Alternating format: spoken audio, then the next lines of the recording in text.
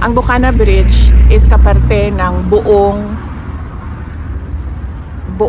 coastal road ng Davao City. So hindi siya yung coastal road hindi siya makakatawid ng Bangkerohan River kung wala yung Bocana Bridge. At that time na mayor ako, may budget ang coastal road pero unfunded ang bridge. And it was made known at the time to former President Duterte that the bridge is unfunded.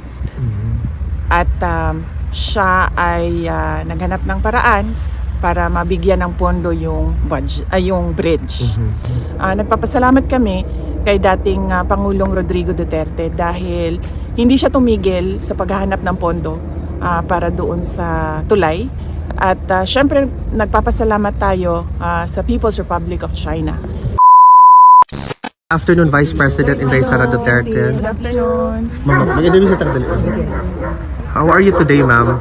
I'm okay.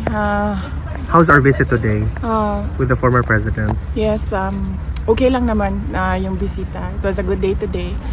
And we talked about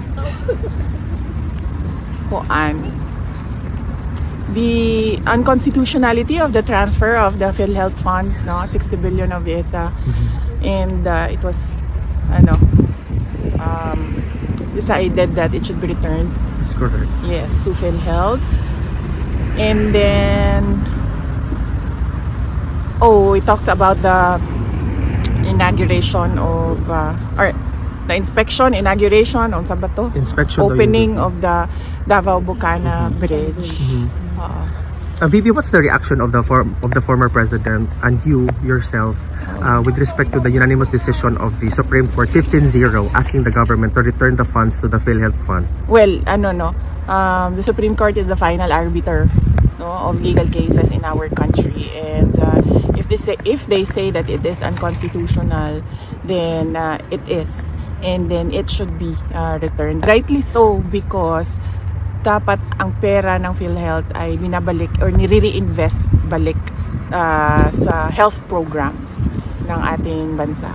VP Inday, earlier we talked about the Bocana Bridge, and you made mention that you're going to refer the situation with the former president. Ano po yung decision ni former president? Nag-ano lang ako kanina kung pwede ko ba i-kwento yung backstory ng Bocana Bridge, and then he said na okay lang naman. So ang nangyari dyan ay ang Bocana Bridge is kaparte ng buong coastal road ng Davao City. So hindi siya yung coastal road hindi siya makakatawid ng Bangkerohan River kung wala yung Bocana Bridge. At that time na mayor ako, may budget ang coastal road pero unfunded ang bridge.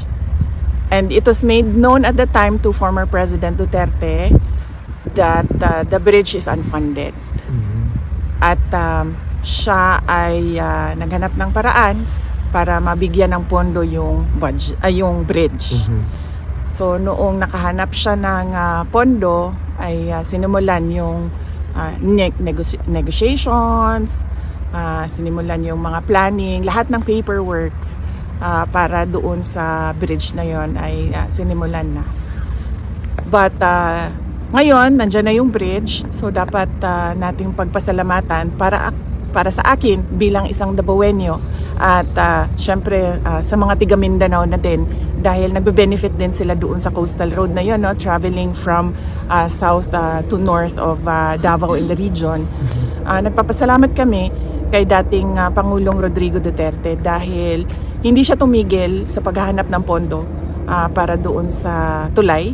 At syempre nagpapasalamat tayo sa People's Republic of China dahil buong-buo nila binigay yung entire cost ng tulay na iyon. So walang gastos ang City Government of Davao, walang gastos ang Pilipinas para tayo magkaroon ng bridge na yon.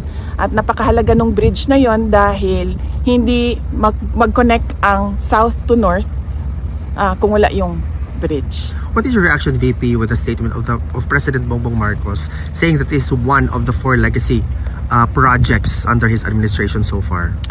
Basta sa akin, yun na lang. Bilang Dabawenyo at bilang Mindanaon, nagpapasalamat ako kay dating Pangulong Rodrigo Duterte dahil ang totoo talaga niyan, alam niya at the time yung problema ko bilang mayor. Now, may coastal road, may budget ang coastal road, pero wala kaming budget para sa tulay. At and yes, as I said, yung source of fund, ang People's Republic of China, sila yung pinagpapasalamatan ko. VP Inday, on a different matter, today the determination of the medical records with respect to the competency of the former president will be submitted. Was the submission done already or? Wala akong, hindi ko alam kung nasubmit na ba yung medical records. Ang pinaka siguro, tamang tao na sumagot kung ano yung nangyayari sa kaso ay si Attorney Nicholas Kaufman. VP, is there something that the former president wishes to relay or perhaps you want to relay to the Filipino people now na malapit na po ang Pasko? Malungkot ang Pasko natin dahil hindi natin gusto ang mga nangyayari sa ating bansa, lalong-lalo na yung mga iskandalo sa korupsyon at yung pag-aabuso sa posisyon at mga opisina ng gobyerno. Pero kailangan natin maging matatag.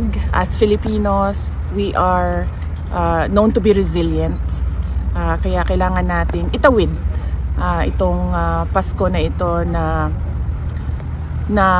merong pag-asa sa ating mga puso. At syempre ipagdasal natin yon na mas maganda ang ating taong 2026 sa kung ano man yung dinaanan natin ngayong 2025. Thank you, VP. May question bang iba? Ma'am, pwede, may mga bali-balita po kasi na yung ibang media po is pinalalabas po nila na overpriced daw po yung nabili ng OBP na CCTV. Wala pong findings na ganun ang Commission on Audit. No? Kung nakita ninyo sa statement ng Office of the Vice President, pinublish na yung report ng Commission on Audit at wala silang findings of any wrongdoing sa Office of the Vice President. In fact, meron silang binigay na unqualified opinion doon sa opisina ng Office of the Vice President. At kailangan ko pasalamatan doon yung mga kasamahan ko sa Office of the Vice President kasi sila talaga yung ako lang yung muka ng opisina. Pero lahat ng paperworks, lahat ng trabaho sa mga utos ko, lahat ng legwork, trabaho yan ng mga personnel ng Office of the Vice President. Kaya papasalamat ako sa kanila dahil nakuha nila yung unqualified opinion. And by the way, congratulations kasi kayo po yung pinakamataas na ratings po. Trust rating. Yes, opo. Nagpapasalamat din ako niyan sa ating mga kababayan na nakikita nila yung trabaho ko bilang Vice President at trabaho ng mga kasamahan ko sa Office of the Vice President at malaki ang kanilang tiwala sa kakayahan namin at yes, so nagpapasalamat ako sa mga kababayan natin at kahit man na bumaba or tumaas yan, pabago-bago ang numbers, rest assured that the Office of the Vice President will continue to faithfully serve the Filipino people. One more, ma'am. Yes, ma'am. Any reaction, ma'am? Kasi sabi po ni BBM is willing daw po siya makipag-dialogo sa inyo para daw po sa ika-uunlad ng Pilipinas.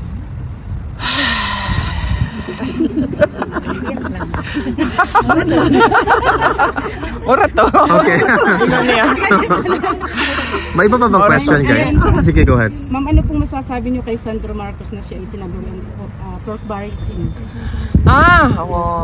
Well, wala akong wala pa sa akin yung mga dokumento, ma'am, no? Hindi ko pa na-review yung mga dokumento.